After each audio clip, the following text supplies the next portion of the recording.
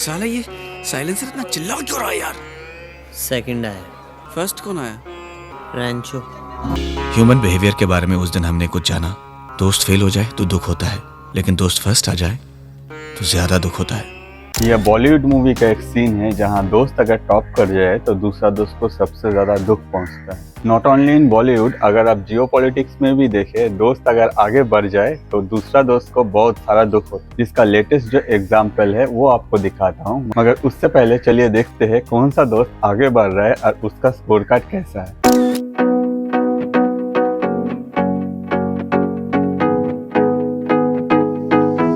Geopolitics में माना जाता है कोई भी अगर आप डिसीजन लेते तो वो डिसीजन एक्टिव होने में एटलीस्ट 10-15 साल टाइम लग जाता है। हमेशा नहीं, मगर ज्यादातर डिसीजन। तो चलिए 10 साल पीछे जाते हैं या 2013 से स्टार्ट करते हैं।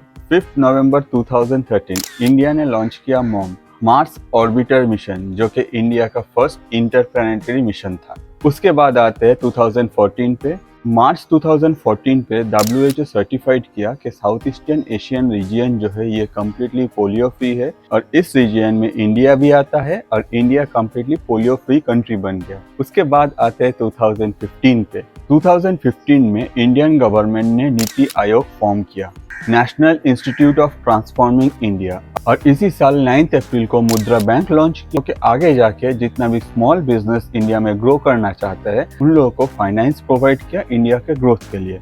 ऑन द अदर साइड इसी साल लॉन्च हुआ डिजिटल इंडिया कॉन्सेप्ट, एक ऐसा कॉन्सेप्ट जो इंडिया का इन फ्यूचर में डिजिटली ग्रोथ करने में बहुत ज़्यादा हेल्प किया, और गवर्नमेंट का जो सारा सर्विसेज है वो इलेक्ट्रॉनिकली इंडिया का जो सिटीजन है सबके पास पहुंचाने में हेल्प किया। उसके बाद आते हैं 2016 पे, एक ऐसा साल जो इंडिया और इंडिया के जो सब दोस्त थे वो हमेशा याद रखेगा, क्योंकि इसी टाइम में आया था नोटबंदी या फिर डिमोनेटाइजेशन, जिसमें 500 और 1000 के नोट जो थे वो बंद हो गया। 8 नवंबर 2016 की रात्रि को 12 बजे से वर्तमान में जारी 500 रुपए और 1000 रुपए के करेंसी नोट लीगल टेंडर नहीं रहेंगे, यानी ये मुद्राएं कानूनन अमान्य होगी। कुछ एक्सपर्ट का अगर माने डिमोनेटाइजेशन जो है वो इंडिया का इकोनॉमी में इफेक्ट किया। ऑन द अदर साइड पड़ोसी कुछ मुल्क का इकोनॉमी में ये काफी ज्यादा इफेक्ट किया, जिससे आगे जाके वो मुल्क कटोरा लेके दुनिया के सामने खड़ा हो गया। इस साल सितंबर ने इंडिया ने सर्जिकल स्ट्राइक किया। A deadly terrorist attack on an Indian military installation shocks the nation. India decides to destroy terrorist launch pads. दुनिया के लिए एक क्लियर मैसेज छोड़ दिया कि अगर आप इंडिया को छेड़ोगे तो इंडिया उसका आंसर देने के लिए हर टाइम रेडी है। इसके बाद आते हैं 2017 में। 1 जुलाई 2017 को मिडनाइट में इंडिया के पार्लियामेंट में जीएसटी लॉन्च हुआ। जीएसटी या फिर गुड्स एंड सर्विसेज टैक्स एक ऐसा टैक्स है जो इंडिया के ग्रोथ में आज के दिन में भी बहुत अच्छी तरह से हेल्प कर रहा है। इसके बाद आते हैं 2018 में। इसरो ने इसी साल एक सिंगल फ्लाइट लॉन्च किया जो अकेले 31 सैटेलाइट कैरी किया अंतरिक्ष में जाने के लिए।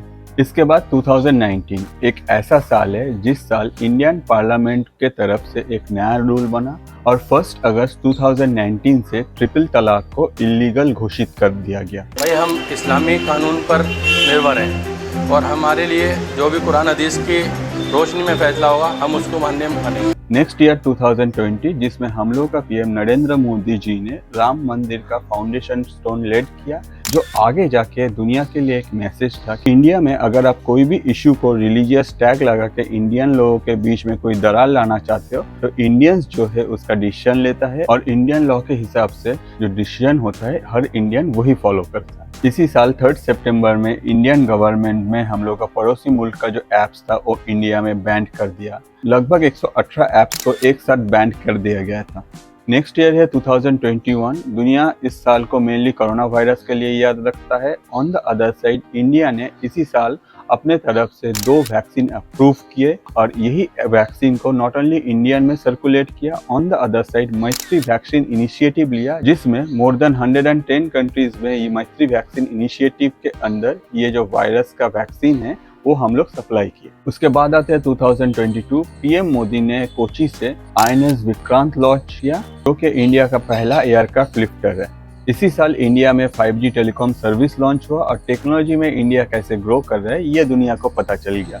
इसके बाद आते हैं प्रेजेंट ईयर में, जो कि अभी भी चल रहा है और जिसमें इंडिया ने बहुत कुछ किया है और आगे भी करता जाएगा। तो थोड़ा सा एक बार रिकैप देख लेते हैं। तो पहला जो है वो है चंद्रयान-3। चंद्रयान-3 ने अपने तरफ से हिस्ट्री क्रिएट किया है और मून के साउथ पोल में लैंड किया है, जो कि आज तक किसी ने करके दिखा नहीं पाया। जो कंट्री मून को लेके इंटरेस्टेड है उन लोगों को पता है कि ये जो मिशन था ये कितना हार्ड था सक्सेसफुल करने में, और इंडिया ये करके दिखाया। इसके बाद आ जाता है इंडिया से यूरोप तक इकोनॉमिक जो कॉरिडोर बनना है उसको लेके इतना सारा कंट्री एक साथ मिलकर एक इकोनॉमिक कॉरिडोर बना रहा है, जिससे हर जो कंट्री इसमें पार्टिसिपेट कर रहा है सबका ग्रोथ होगा, और ये जो ग्रोथ है ये इंडिया से स्टार्ट होगा और यूरोप तक जाएगा। इसके अलावा अगर हम लोग देखें इसी साल बहुत कुछ हुआ है, जिसमें G20 है, इतना सारा लीडर्स का आना, इंडिया को रिप्रेजेंट करना। नॉट ओनली दैट, G20 में इंडिया अपने आप को ऐसा रिप्रेजेंट किया है कि वर्ल्ड का जो विजिटर्स थे वो भी इंडिया का ये जो ग्रोथ देख के हैरान हो गया कि भाई एक कंट्री इतना जल्दी इतना फास्ट कैसे मूव कर सकता है और इसके पीछे रीज़न क्या है। कि में ऐसा बहुत कुछ हो रहा है और होता जाएगा जो आप देखते जाएंगे। मगर ये सब देख के हम लोगों का कुछ दोस्त है जो अपने आप को इंडिया का बेस्ट फ्रेंड कहते हैं, उन लोगों को बहुत दुख पहुंचा और इसीलिए वो लोग ऐसा कुछ डिसीजन ले लिया जो आगे जाके दुनिया के सामने आ गया, और इससे उन लोगों का जो ये डबल स्टैंडर्ड या फिर डबल फेस है वो दुनिया के सामने आ गया। फॉर एग्जाम्पल डोनाल्ड ब्लूम, जो कि यूएस का एम्बेसडर है और वो सीक्रेटली पीओके ट्रैवल कर रहा था। भाई पीओके कोई भी ट्रैवल कर सकता है, अगर पाकिस्तान के साथ यूएस का कुछ भी चल रहा है तो हो सकता है, मगर ये छुपाने का क्या ज़रूरत था। 6 दिन का एक टूर था एम्बेसडर डोनाल्ड ब्लूम का और वो पाकिस्तान अधिकृत कश्मीर ट्रैवल कर रहा था। और एज पर डोनाल्ड ब्लूम ये जो एरिया है ये पीओके या फिर पाकिस्तान अधिकृत कश्मीर नहीं है। डोनाल्ड ब्लूम का अगर बात माने तो ये है आज़ाद कश्मीर, और ये जो टेरिटरी है ये कंट्रोवर्शियल टेरिटरी है पहले से ही, जो कि इंडिया के तरफ से काफ़ी पहले ही क्लियर कर दिया गया था। On the other side Donald Bloom को ये बात शायद पता नहीं था, या फिर डोनाल्ड ब्लूम चाहता थे अपना जो ये विजिट है इसको सीक्रेट रखना है इंडिया या फिर दूसरा कंट्रीज से। ये एरिया गिलगित बलोचिस्तान में आता है और इस एरिया का डिप्टी स्पीकर ऑफिस के तरफ से एक स्टेटमेंट इशू किया गया, जिससे जाके ये बात पता चला। इसको लेके यूएस गवर्नमेंट या फिर पाकिस्तान का गवर्नमेंट एज एक्सपेक्टेड कुछ बोला नहीं। ये सब सुनने के बाद आप शायद बोलेंगे भाई इसमें खराबी क्या है, कोई भी कोई कंट्री ट्रैवल कर सकता है और ये जो एम्बेसडर है ये भी कर रहा था, बात सही है। मगर at that point of time US का जो प्रेसिडेंट है उसको ये दूसरा जो गाना है वो गाना नहीं चाहिए था। यूएस का प्रेसिडेंट जब इंडिया आता है या फिर हम लोग का जो पीएम है मोदी जी वो जब वॉशिंगटन जाता है, तब ये जो दूसरा गाना यूएस गाता है इंडिया के लिए, ये सुनने में थोड़ा सा खराब लगता है। और ये सबसे क्लियर हो जाता है ये जो कंट्री का डबल फेस है और ये लोग कैसे दुनिया को देखते हैं।